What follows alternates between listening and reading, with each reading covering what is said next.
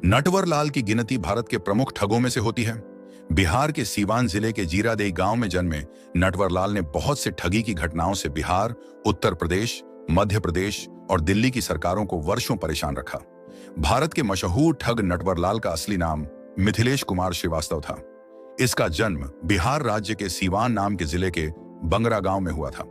नटवरलाल एक प्रसिद्ध भारतीय शख्स था जिसने ठगी करते हुए ताजमहल, लाल किला, राष्ट्रपति भवन और संसद भवन तक को कई बार सरकारी कर्मचारी बनकर बेच दिया था।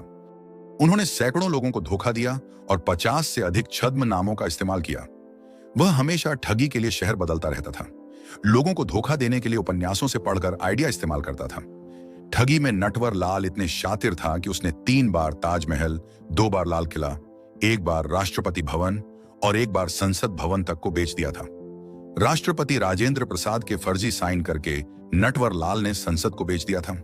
जिसे समय संसद को बेचा था उस समय सारे सांसद वहीं मौजूद थे। कहते हैं कि नटवरलाल के 52 नाम थे, उन्हीं में से एक नाम नटवरलाल था। सरकारी कर्मचारी का भेष धरकर नटवरलाल ने विदेशियों को ये सारे स्मारक बेचे थे। इनकी ठगी पर मिस्टर नटवरलाल फिल्म भी बन चुकी है, जिसमें अमिताभ बच्चन ने इनका रोल निभाया है। वह प्रसिद्ध हस्तियों के हस्ताक्षर बनाने में भी माहिर था। यह भी कहा जाता है कि उन्होंने कई बड़े उद्योगपतियों को भी धोखा दिया था।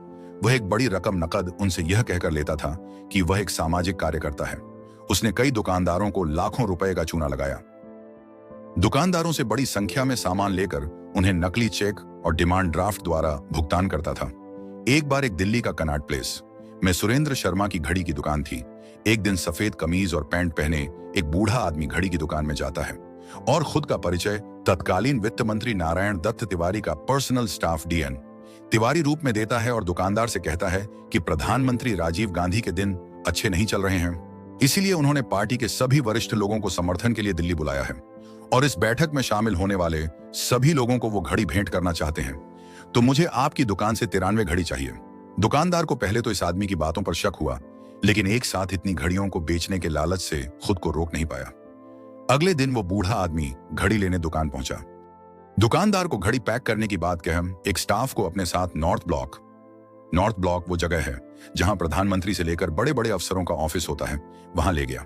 वहां उसने स्टाफ को भुगतान के तौर पर 32,829 रुपए का बैंक ड्राफ्ट दे दिया।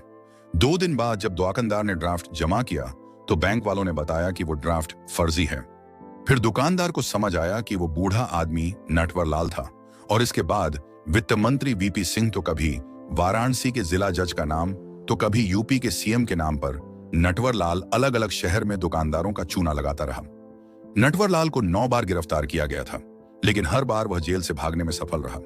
उसे जालसाजी के 14 मामलों के लिए दोषी ठहराया गया था और 113 साल की सजा सुनाई गई थी, लेकिन उसने मुश्किल से 20 साल जेल में बिताए।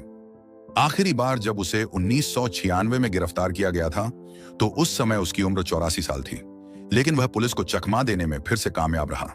उस समय वह व्हीलचेयर का उपयोग करता था और उसे कानपुर जेल से दिल्ली इलाज के लिए अस्पताल ले जाया जा रहा था। नई दिल्ली रेलवे स्टेशन मौका पाकर वह गायब हो गया। इसके बाद उसे 24 जून 1996 को पुलिस द्वारा अंतिम बार देखा गया था।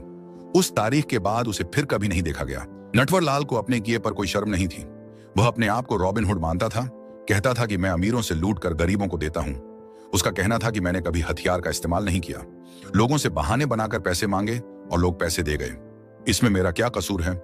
आखिरी बार नटवरलाल बिहार के दरभंगा रेलवे स्टेशन पर देखा गया था। उनकी मौत को लेकर अब तक रहस्य बना हुआ है। कुछ लोग कहते हैं कि उनकी मौत 2009 में हुई, जबकि उनके परिवार वालों का दावा है कि वे 1996 में ही गुजर चुके थे। नटवरलाल एक अपराधी थे, लेकिन उनकी ठगी की कहानियां आज भी लोगों को हैरान कर देती हैं। उन्होंने यह साबित कर दिया कि सिर्फ दिमाग और बातों के जाल से भी लोग करोड़ों रुपए गंवा सकते हैं।